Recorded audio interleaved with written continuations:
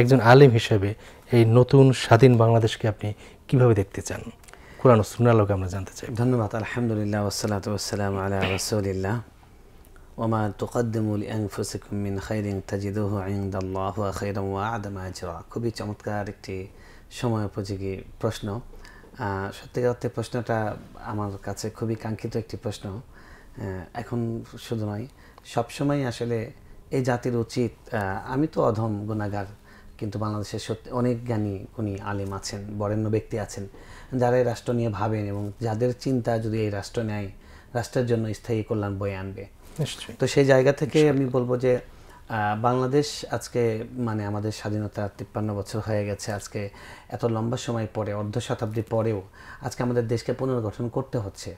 এবং আপনি দেখুন যে 2024 সালের 5ই আগস্ট যেটা হয়েছে, আমাদেরকে বলতে হচ্ছে যে নতুন করে স্বাধীন হয়েছে, কারণ আমাদের বাক স্বাধীনতা ছিল না, আমাদের ধর্ম পালনের স্বাধীনতা ছিল না।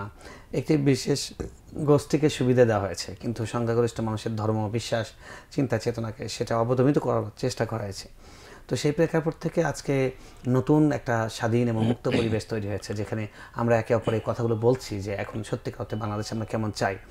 আমি বর্তমান সরকারকে ধন্যবাদ দেব এবং বিশেষ করে ছাত্র ভাইদেরকে, যাদের ত্যাগের সুবাদে, যাদের আত্মত্যাগ এবং অসীম সাহসিকতার সুবাদে আজকে আমরা সেই প্ল্যাটফর্মটা পেয়েছি যে নতুন করে ভাবতে পারছি আমরা আমাদের দেশকে কেমন করে চাই। অথচ 53 বছর আগেই দেশটা স্বাধীন হওয়ার পরে এরকম হবার কথা ছিল। এই দেশটা জন্ম হয়েছিল, অভ্যুদয় হয়েছিল, সেখানে বলা ছিল যে বৈষম্যহীন, শোষণবিহীন, বঞ্চনাবিহীন একটি রাষ্ট্র গঠন করবে, এবং সেই লক্ষ্যেই প্রথম সংবিধান প্রণয়ন হয়েছিল। কিন্তু দুঃখজনকভাবে সেটা হয়নি।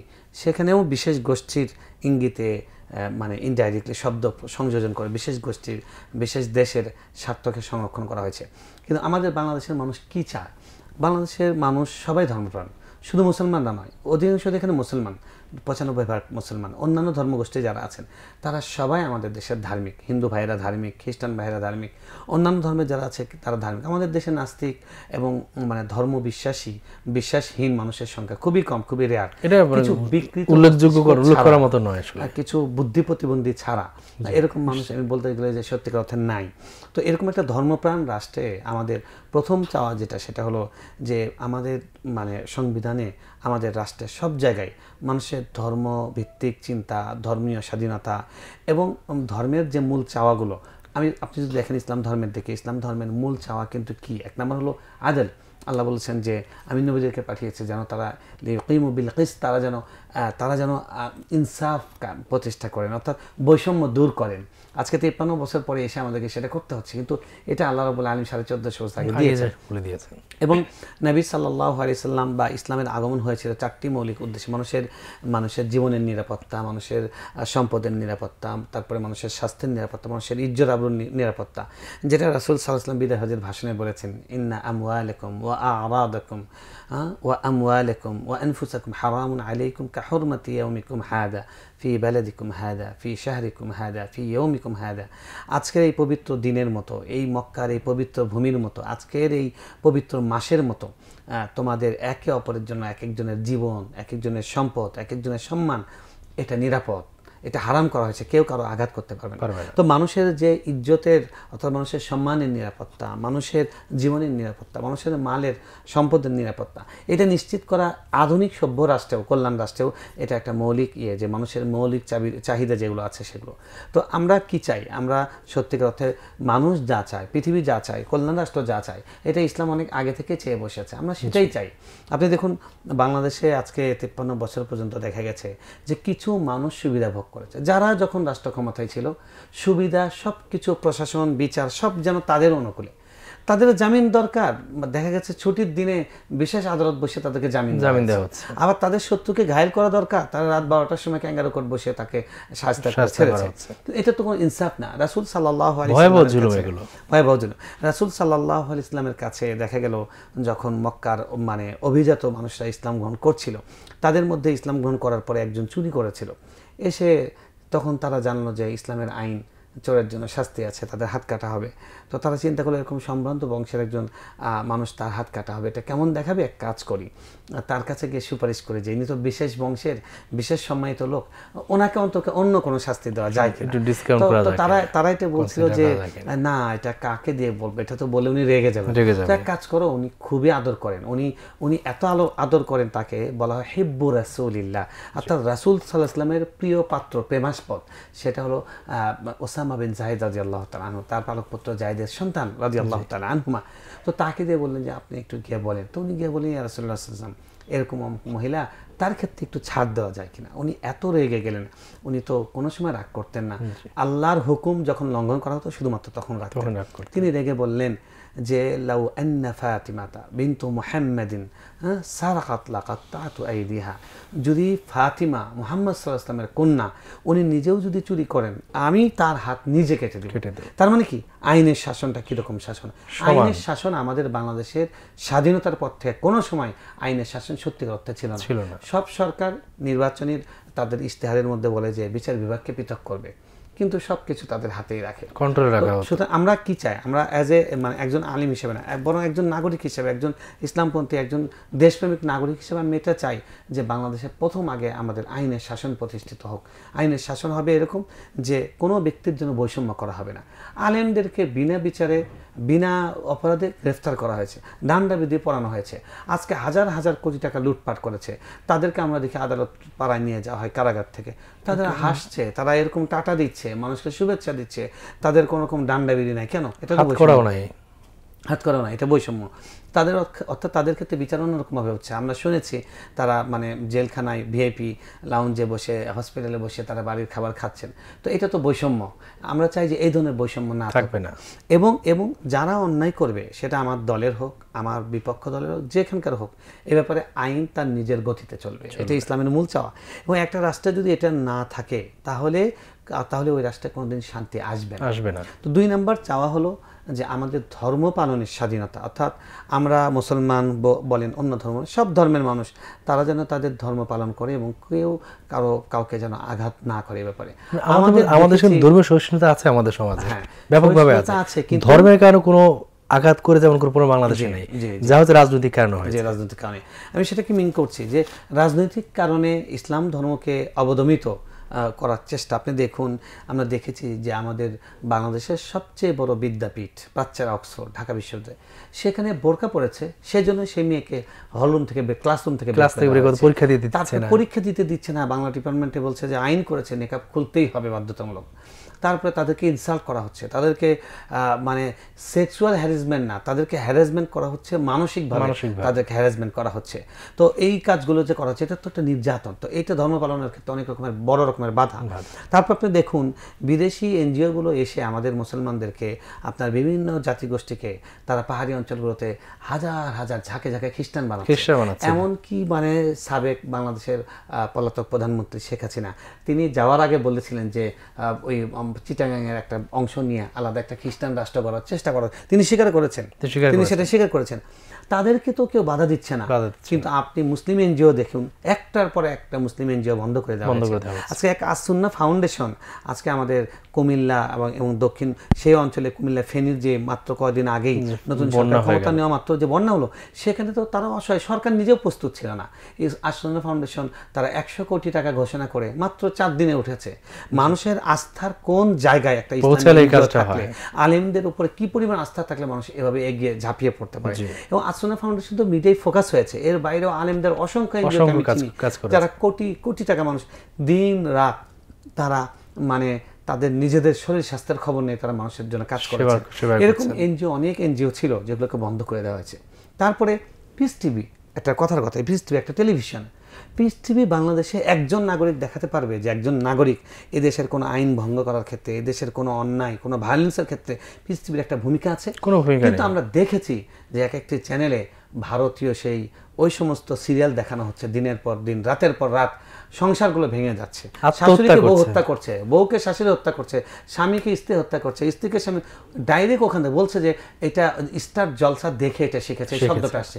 কেউ তো কখনো বন্ধ করেনি, কিন্তু প্রতিবাদও করে। কি কারণে বন্ধ করা হলো? কি কারণে বন্ধ করা হলো? পিস টিভি বন্ধ করা হলো।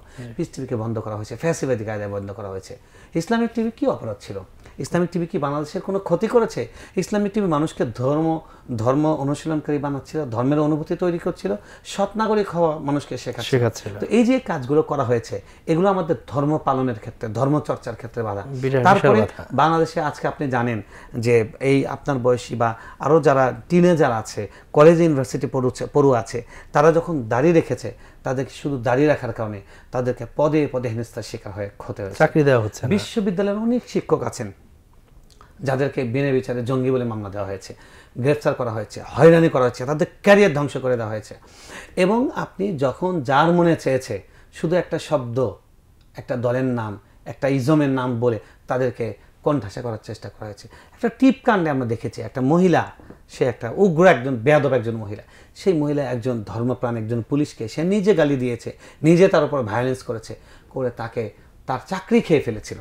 আলহামদুলিল্লাহ উনি চাকরি ফেরত পেয়েছেন।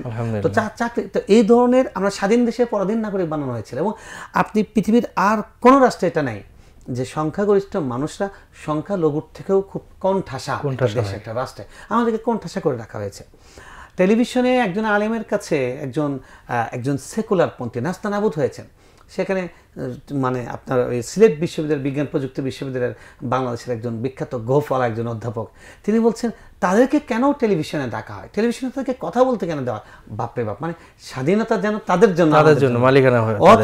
অথচ আমরা বলছি, ইতিহাস সাক্ষী, আজকে সেক্টর কমান্ডার্স ফোরাম যখন হয়, আজকে মুক্তিযোদ্ধাদের যখন সম্মেলন হয়, তখনও মনে হচ্ছে যে সিনিয়র কোনো মাদ্রাসার টিচারদের একটা সম্মেলন হচ্ছে, সবার মুখে দাঁড়িয়ে, সবার মাথায় টুপি। তো আমাদের বাবারাই তো জীবন দিয়েছেন, আমাদের দাদারা জীবন দিয়েছেন, তাহলে আমাদের এই দেশ আমাদেরকে অন কেন করেনি? আমাদের দেশ বারবার কেন আমাদেরকে কোণঠাসা করে? আজকে আমরা দেখেছি যে বাংলাদেশ স্বাধীন হওয়ার পর থেকে, যখন থেকে তত্ত্বাবধায়ক সরকার ব্যবস্থা পরিবর্তন হয়েছে, তত্ত্বাবধায়ক সরকারের সময় অন্তর্বর্তী সরকারে বিভিন্ন গোষ্ঠী সম্প্রদায়ের লোককে উপদেষ্টা বানানো হয়েছে, কখনো আলিম সম্প্রদায়ের কাউকে ডাকা হয়নি। অথচ এই আলিম সম্প্রদায় আজকে 4.5 লাখ মসজিদ থেকে প্রত্যেক জুমার দিন, প্রত্যেক সপ্তাহে 1 ঘন্টা মানুষ তাদের কাছে গিয়ে বসে তাদের ওয়াজ শুনছে। বাংলাদেশের কোন রাজনীতিবিদ আছে না যার বক্তৃতা কোনো রকম বেনিফিট ছাড়া, 2 চা খাওয়ার অফার কিংবা 100 টাকা পাওয়ার অফার ছাড়া তাদের বক্তৃতা 1 ঘন্টা শুনবে? এরকম কয়টা নাগরিক আছে? কে দেখাতে পারবে? আমরা তো পল্টনে দেখি যে মানে মঞ্চে হলো মানে 100 জন থাকার মঞ্চ, সামনে আছে 2 জন লোক আর মঞ্চের উপর 5 জন লোক, বিশাল সমাবেশ হচ্ছে এবং পত্রিকায় তাদেরকে জুম করে তাদের ছবি দেখানো হচ্ছে যে পল্টনে বিশাল সমাবেশ হয়েছে। এগুলো তো দেখেছি, কিন্তু এই মানুষদের প্রতিনিধিত্ব কোথায়? সংসদে তাদের প্রতিনিধিত্ব ছিল না, আইন বিভাগে তাদের প্রতিনিধিত্ব ছিল না। একটা বিশেষ কথা বলে ইসলামী শরিয়ার জুজু, ইসলামী আইনের জঙ্গিবাদের জুজু দেখিয়ে আমাদেরকে অবদমিত করা হয়েছে। তাই আমার স্বাধীন বাংলাদেশের 2 নম্বর চাওয়া হলো আমাদের ধর্ম পালন, ধর্মীয় বিশ্বাস, ধর্মীয় চেতনা এবং ধর্মীয় রাজনীতি সবগুলোর জন্য আমাদের পরিবেশটা অবহিত থাকবে। এটা শুধু আমাদের জন্য না, হিন্দু ভাইরা তারা করুক। তারা কেন একটি দলের তল্পিবাহক হবে? তারা কেন একটি দেশের দালালি করবে? তারা তো বাংলাদেশের লোক। আজকে যখন আপনাদের বিশেষ দেশ থেকে যখন পানির ঢল ছেড়ে দেওয়া হবে, যখন ভেসে গেল, তখন কি মুসলমানরা শুধু ভেসে গিয়েছিল না? আপনারাও ভেসে গিয়েছিলেন, আপনাদের মন্দিরও ভেসে গিয়েছে। সুতরাং আপনারা তো তাদের কারো তল্পিবাহক হতে পারেন না। এই স্বাধীনতা তার চাই। 3 নম্বর হলো আমাদের বাংলাদেশে, আমরা বাংলাদেশকে চাই দুর্নীতিমুক্ত বাংলাদেশ চাই। দুর্নীতিমুক্ত যদি বাংলাদেশ পেতে হয়, অবশ্যই ধর্মীয় লোক যারা আছে তাদেরকে নেতৃত্বে আনতে হবে, তাদেরকে পদে বসাতে হবে। আপনি দুর্নীতি দমন কমিশন, উনি নিজে দুর্নীতি করে সাবার করে দিয়েছেন এবং যেখানেই যাকে বসানো হয়েছে মানে ভূত সরিষার মধ্যে থেকে ভূত তাড়াবার জন্য উনি নিজেই ভূত হয়ে বসেছিলেন। আমরা তো এখন তাই দেখতে পেয়েছি, যাকেই দায়িত্ব দেওয়া হয়েছে উনি নিজেই খুব লেখে ফেলেছেন। তো সুতরাং আমাদের দেশকে যদি রক্ষা করতে হয়, তাহলে আমাদের 3 নম্বর চাওয়া হলো সৎ, আল্লাহ প্রেমী, আল্লাহ ভীরু লোকদেরকে, তাদেরকে বিভিন্ন প্রশাসনের বড় বড় জায়গায় তাদেরকে জায়গা দিতে হবে, যেন সততার ভিত্তিতে রাষ্ট্র পরিচালনা হয়, আমাদের প্রশাসন পরিচালনা হয়। এই 3টা কাজ যদি আমরা করতে পারি, সর্বশেষ যেটা আমাদের কথা, এখন বাংলাদেশ জুড়েই প্রবলভাবে হাওয়া বইছে সংবিধান সংশোধন নিয়ে কথা। অবশ্যই আমরা বলবো কি যে এই মানে স্বাধীনতার 53 বছরের সংবিধানকে এমনভাবে কাটাছেঁড়া করা হয়েছে, যারা যখন এসছে মন মতো তারা বিভিন্ন স্বার্থ রক্ষা করার জন্য আমরা বলবো যে জনমানুষের জন্য সংবিধান পুনর্লিখন করা উচিত। সংবিধান তো এমন না যেটা পরিবর্তন করা যায়, এটা তো কোরআন না, অবশ্যই পরিবর্তন করা যাবে, এটাকে পরিবর্তন করতে হবে।